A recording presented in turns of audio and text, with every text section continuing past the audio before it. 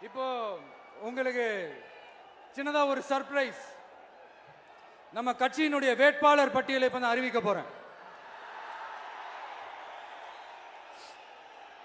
மதுரை கிழக்கு வேட்பாளர்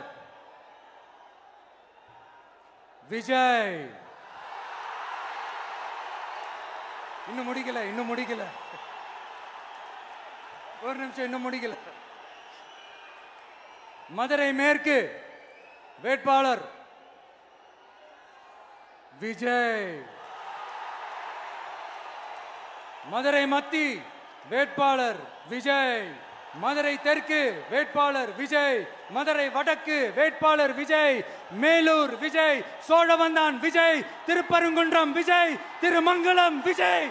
உசிலம்பட்டி விஜய்.